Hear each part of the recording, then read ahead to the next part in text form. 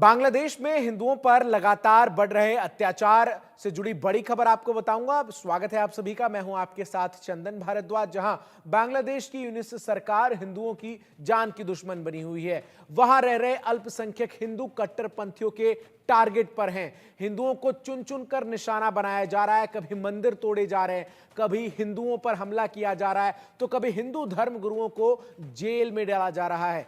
हिंदुओं के दमन का आलम यह है कि कट्टरपंथी खुलेआम हिंदुओं का कत्लेआम कर रहे हैं। ढाका से लेकर चटगांव तक हिंदुओं के खिलाफ साजिश की जा रही है। लेकिन यूनिस सरकार को उस वक्त झटका लगा जब इस्कॉन पर बैन लगाने की मांग को बांग्लादेश की हाईकोर्ट ने खारिज कर दिया।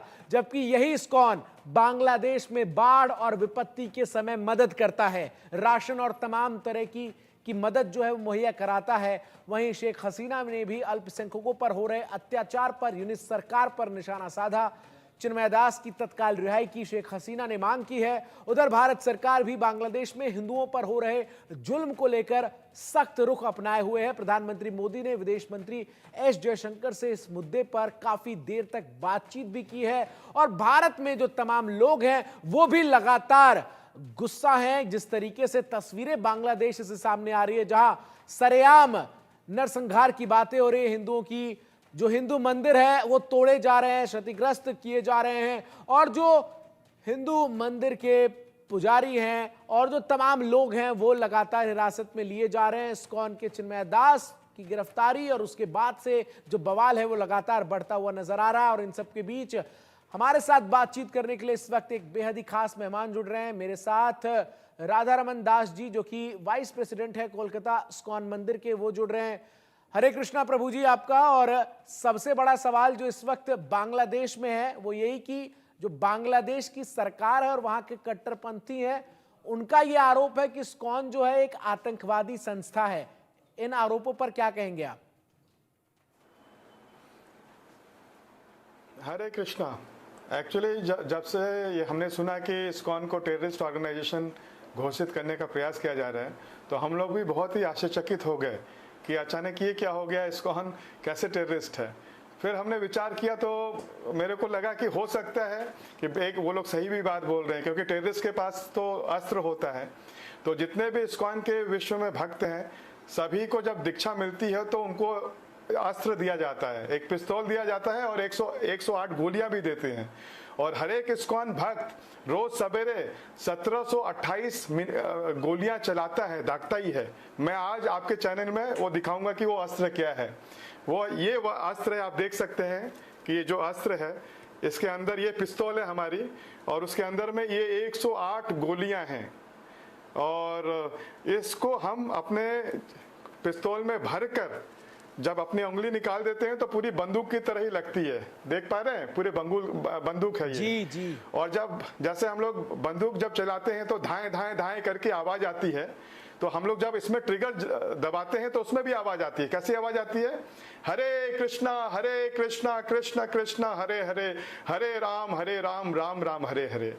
लेकिन ये इस बंदूक से किसी की हम हत्या नहीं करते हैं। वो हमारे हृदय के अंदर जो पाप हैं, जो अनर्थ हैं जन्म जन्मांतर के, उसको विनाश करते हैं, उसको हम करते हैं। तो पता नहीं इसलिए वो लोग बोल रहे हैं क्या हम टेररिस्ट हैं। राधा रमन दास जी, एक सवाल और है। जिस तरीके से चिन्मय दास जी के साथ पूरी घटना घटी है, बड़ा सवाल भारत में तमाम इस्कॉन संगठनों पर ये उठाए जा रहे थे कि काफी देर कर दी भारत के इस्कॉन संगठनों ने साथ खड़े होने में बांग्लादेश के इस्कॉन के साथ। और इस पूरे प्रकरण में बांग्लादेश के इस्कॉन संगठन ने भी पहले चिन्मय दास का साथ नहीं दिया, बाद में जब दबाव उन पर बढ़ा तब उनके साथ वो खड़े हुए नजर आए। पहले क्यों नहीं साथ थे? क्या वजह थी? जो बयान इस्कॉन की तरफ से जारी किए गए उसमें कहा गया कि नहीं, वो तो इस्कॉन के सदस्य है नहीं, हमने उन्हें हटा दिया था। नहीं, एक्चुअली ये मिस इन्फॉर्मेशन है। मैं आपको क्लैरिफाई करता हूँ। एक्चुअली आपको पता है कि बांग्लादेश हाई कोर्ट में जो मामला दखल हुआ था, उसके पिटीशन में पिटिशनर ने जो तर्क दिए थे कि इस्कॉन को टेररिस्ट ऑर्गेनाइजेशन क्यों घोषित किया जाए, तो उनका एक तर्क था कि इस्कॉन के चिन्मया कृष्ण दास वो इस्कॉन के पदाधिकारी हैं और उन्होंने ही ये इतने सारे लोगों को इकट्ठा कर रहे हैं, 4 लाख 5 लाख लोग आ रहे हैं। तो इसका मतलब कि इस्कॉन का इसके पीछे हाथ है, इस्कॉन के एक पदाधिकारी ये ऑर्गेनाइज कर रहे हैं, तो इसीलिए इस्कॉन को बैन करना चाहिए।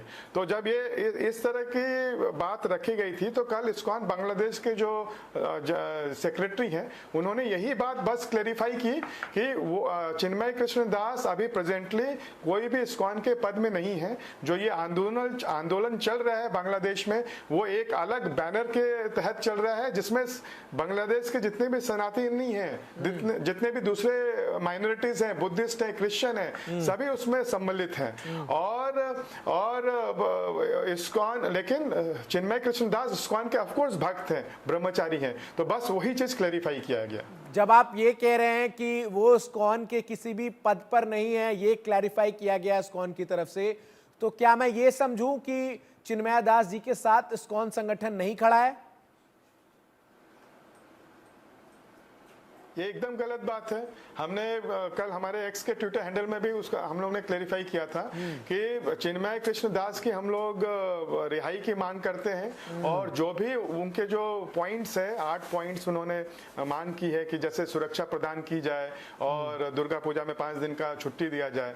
तो ये जो है ये तो कोई भी समाज का शांतिपूर्ण होना ये तो बेसिक मिनिमम है। तो ये तो जितने भी संख्यालु वहां पर हैं बांग्लादेश में जो माइनॉरिटीज है बांग्लादेश की, इंक्लूडिंग जो इस्कॉन के वो सभी लोग उस बात से सहमत है कि सरकार इमीडिएटली शांति लेके आए और जो माइनॉरिटीज के ऊपर में अटैक हो रहे हैं वो इमीडिएटली स्टॉप हो जाए। तो जो भी चिन्मय कृष्ण दास मांग कर रहे हैं तो इस्कॉन तो है ही, समर्थन कर ही रहा है, लेकिन बस यही क्लेरिफाई किया गया था कि इस्कॉन के पद में वो नहीं आसीन है, क्योंकि जब स्पेशली कोर्ट में इस तरह की गलत इंफॉर्मेशन दी जा रही थी और उसी आधार पर इस्कॉन को बैन करने की कोशिश की जा रही थी, तो जस्ट वही क्लेरिफाई किया गया। प्रभु राधा रमन दास जी, आप जहां इस वक्त मौजूद है वहां से बांग्लादेश की दूरी महज 300 किलोमीटर की है। ऐसी क्या परिस्थितियां पनपी कि इस्कॉन को जो है वो टारगेट बांग्लादेश में किया जा रहा है, और जो बांग्लादेश की अंतरिम सरकार है और जो वहां के कट्टरपंथी संगठन है वो क्यों ये कह रहे हैं कि इस्कॉन जो है वो तमाम लोगों को एकजुट कर रहा है? इसमें कितनी सच्चाई है? क्या इस्कॉन वाकई बांग्लादेश में वहां की जो अंतरिम सरकार है, यूनिट सरकार है, उसके खिलाफ कोई एक बड़ा मूवमेंट खड़ा करने की कोशिश में है? इस पर आप क्या कहेंगे? एक्चुअली कलकत्ता से बांग्लादेश सिर्फ 80 किलोमीटर दूर है। बॉर्डर जो है बांग्लादेश का 80 किलोमीटर दूर है और ये बात एकदम गलत है। एक्चुअली आप देखेंगे कि बांग्लादेश में 4-5 दशकों में 4-5 दशक पहले बांग्लादेश में हिंदुओं की जो संख्या थी 30% थी, जो आज 7% हो गई है। तो इतना बड़ा मतलब 30% से जब 7% पर हिंदू पहुंच गए हैं, तभी भी आप देखेंगे कि बांग्लादेश के इतिहास में कभी भी इसको लेके इस तरह का आंदोलन नहीं खड़ा हुआ। लेकिन 2024 में लास्ट 100 दिन से जो चीज हो रही है वो बहुत ही भयंकर है और ऐसा लग रहा है कि ऐसा प्रयास किया जा रहा है कि जो 7% जो माइनॉरिटीज बच गए हैं, हिंदू बच गए हैं, उनको अचानक खत्म करने का प्रयास हो रहा है। तो जब इन माइनॉरिटीज के आगे का सभी रास्ते बंद हो गए, तब इन लोगों को रास्ते पर निकलने के लिए मजबूर होना पड़ा। और जब वो रास्ते में निकले भी 4 लाख 5 लाख की संख्या में, आप देखेंगे जो भी आंदोलन हुआ कितने शांतिपूर्ण ढंग से उन्होंने किया। उनके जब वो रास्ते में निकले तो किसी को कष्ट पहुंचाना तो दूर की बात है, जो रास्ते का जो एक पौधा भी है उसको भी उन्होंने क्षति नहीं पहुंचाई। और सिर्फ वो लोग प्लीड कर रहे थे कि बांग्लादेश सरकार काइंडली। सवाल अब एक ये भी है कि भारत के जितने भी इस्कॉन संगठन है वो किस तरीके से अपनी जो उपस्थिति है वो दर्ज कराएंगे बांग्लादेश में इस वक्त जो कुछ हो रहा है उसको लेकर, और इस्कॉन को जिस तरीके से वहां पर खत्म करने का प्रयास जो है वो चल रहा है। आप लोगों की कोई योजना है आने वाले समय में? आप लोग कुछ करने वाले हैं? ऑफ कोर्स एक्चुअली सारे जो पूरा विश्व का जो इस्कॉन का समुदाय है, सारे लोग बहुत चिंतित हैं। मैं बांग्लादेश में जब भी बात करता हूं किसी कांग्रेगेशन मेंबर से या भक्त से, तो वो लोग ये बोलते हैं कि लगता है कि पूरा विश्व हम सबको भूल चुका है।